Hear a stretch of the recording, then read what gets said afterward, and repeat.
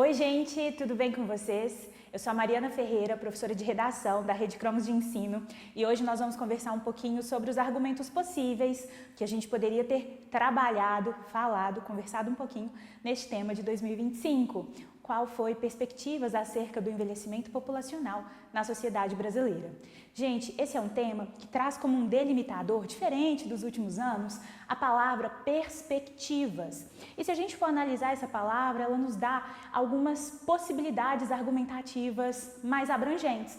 Por exemplo, a possibilidade de construir um texto por contraposição, argumentos positivos e argumentos negativos a respeito da frase temática.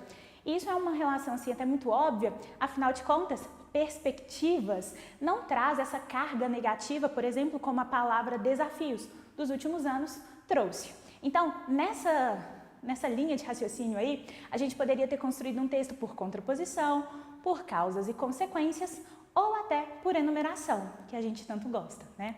Então, nesse sentido, quais os argumentos a gente poderia ter trabalhado? Numa primeira frente, aquela positiva, a gente pode pensar que o envelhecimento da população traz à tona o aumento da população idosa. E isso, claro, gente, é algo muito benéfico, porque mostra pra gente de uma relação assim até muito clara que o fato de a gente ter mais pessoas idosas e a perspectiva nacional de que isso aumente a longo prazo, mostra, evidencia que a gente tem tido um maior investimento em saúde, qualidade de vida, em bem-estar. E isso é muito positivo. A gente tem tido acesso a tratamentos de saúde variados. Por exemplo, dentro do Sistema Único de Saúde, o acesso ao tratamento do câncer, que é tão caro em outros países, e aqui a gente tem esse acesso oferecido pelo Sistema Único. A gente pode pensar nas profilaxias, como a vacinação. A gente precisa pensar na quantidade de pessoas que se vacinam e, por isso, evitam a contaminação, o espalhamento de algumas doenças e, consequentemente, a morte cada vez assim mais cedo dessa parcela não vacinada. Então, todos esses fatores que envolvem o avanço na medicina, que envolvem o acesso à saúde de qualidade, trazem à tona o envelhecimento populacional como algo muito positivo para a sociedade, e esse poderia ter sido um dos seus argumentos lá no desenvolvimento 1. Além disso, o aumento da expectativa de vida, que é justamente isso que nós estamos conversando, torna-se um outro argumento muito interessante, pensando no índice de desenvolvimento humano, esse indicador global tão importante para a gente analisar alguns parâmetros da nação. Então, quanto mais expectativa de vida eu tenho, um melhor IDH a gente consegue e um melhor ranqueamento aí em relação a esse indicador. Outro fator que poderia ter sido amplamente trabalhado por vocês, beleza? Agora, já numa faceta negativa, aquela que você poderia trabalhar no desenvolvimento 2 de uma contraposição, ou até na enumeração, na causa e consequência, a gente tem outros argumentos. Vamos pensar o primeiro deles, que é a respeito da desigualdade social. Se o aumento da população idosa atinge a todos, e que bom, a nossa expectativa de vida está aumentando, a gente precisa diferenciar quem são essas pessoas, de fato, afetadas por esse envelhecimento populacional numa esfera negativa. Afinal de contas, não é porque está todo mundo envelhecendo que todo mundo envelhece igual. Então, a gente precisa pensar naquelas pessoas, vamos fazer aí o recorte econômico. Vamos falar naqueles idosos que estão na linha da pobreza e que precisam viver a aposentadoria retornando ao mercado de trabalho. E se a gente fala do mercado de trabalho, a gente pode falar do aumento da informalidade, do subemprego para a população idosa, para a terceira idade, o que também é um problema latente. A gente pode pensar também no recorte racial. De acordo com o Atlas da Violência, a população idosa negra sofre mais violência do que a população idosa não negra. Então, isso também pode ser um argumento muito interessante que envolve a esfera da desigualdade social. Dentro da face econômica ainda, retornando aí um pouquinho, a gente pode pensar na falta de acesso a lazer, à cultura, às experiências. Afinal de contas, se a gente vive em uma sociedade capitalista, essa ideia do dinheiro que vai movimentar o eixo social como um todo, torna-se importante para viabilizar alguns acessos. Então, a gente precisa pensar nisso também.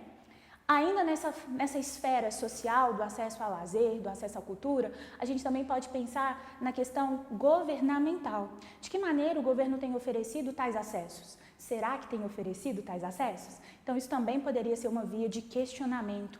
Perguntar-se, por exemplo, onde esses idosos podem encontrar lazer de qualidade, lazer acessível, cultura? Será que a gente tem programas voltados à população idosa de modo qualitativo e abrangente? Outro argumento possível que a gente poderia pensar, e esse eu acho particularmente muito especial, é a questão do letramento digital. A gente tem visto recentemente os casos que envolveram a fraude no INSS. Essa fraude que se deu, por uma invasão ali da plataforma, ela trouxe muitos malefícios econômicos, sociais aos idosos, mas nos acende também a problemática da falta do conhecimento digital. Então, se hoje nós já temos uma população idosa maior, a gente precisa de oferecer a essas pessoas maior acesso ao conhecimento, ao letramento digital, para que eles estejam mais integrados, para que eles conheçam mais das plataformas. Acesso ao Gov, acesso ao banco, identificação de golpes, uma vez que eles também são grandes alvos aí, dessas fraudes, enfim, desses golpes possíveis. Dentro dessas análises da sociedade, a gente também pode pensar no etarismo, idadismo. Inclusive, o idadismo foi o tema da Prova Nacional Docente e agora da nossa querida prova do Enem. Então, falar sobre o etarismo é outra via sensacional, argumentativa para o seu texto.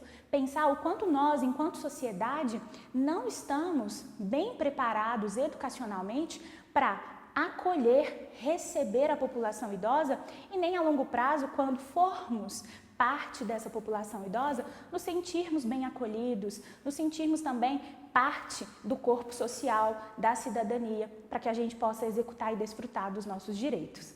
Então, falar sobre o etarismo é interessante, vocês poderiam citar exemplos, como várias pessoas comentam a respeito do ônibus, tanto de idoso, do ônibus no horário de pico, será que isso é bom, será que isso é ruim? Essa ideia é extremamente etarista, exclui a parcela populacional como se eles não tivessem direito à cidade, ao transporte e à vivência em comunidade. A gente também poderia falar que essa sobrecarga, que esse aumento a longo prazo da população idosa pode trazer à tona uma sobrecarga do sistema de saúde. Mais de 70% da população brasileira utiliza o SUS como atendimento primário à saúde. Dentre esses 70% estão os idosos. A longo prazo, se a gente vai ter mais idosos, a gente vai ter um uso ainda maior desse sistema. Houve uma pesquisa da PNAD Contínua, que é a Pesquisa Nacional de Amostra por Domicílio, que disse, essa é uma pesquisa de 2017, que disse que lá em 2027, agora não tão mais distante assim, nós teríamos uma perspectiva de geriatra para cada 12 mil idosos no Brasil. Esse número é assustador, tendo em vista aquilo que é recomendado pela Organização Mundial da Saúde, que diz que o ideal seria que tivéssemos um geriatra para cada 1.000 idosos. Ou seja, a gente precisa também falar sobre essa sobrecarga do Sistema Único de Saúde, porque vai acarretar danos, prejuízos a essa população e a toda a sociedade brasileira. A ausência de médicos especialistas que cuidem da saúde, que falem sobre a saúde do idoso, também se torna um argumento, uma via argumentativa possível, ok? Para a gente finalizar falando de aspectos econômicos.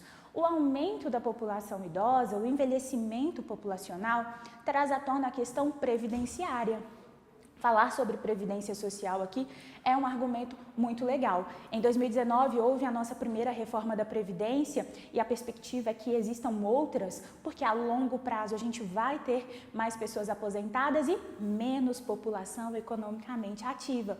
Então, nesse texto você poderia também trabalhar a ideia do envelhecimento populacional com a queda na taxa de natalidade no Brasil, nessa redução da quantidade de pessoas aí nascendo no nosso país. A longo prazo, então, daqui a alguns anos, a gente vai ter uma população economicamente ativa menor com essa inversão da pirâmide etária.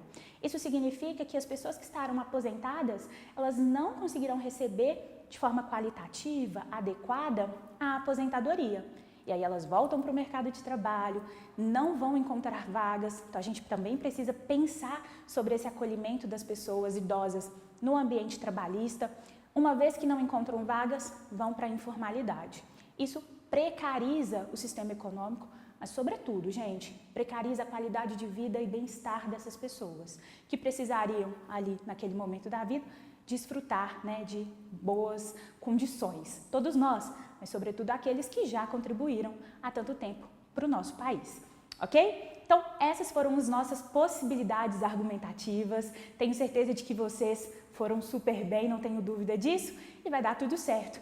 Um beijo e até mais!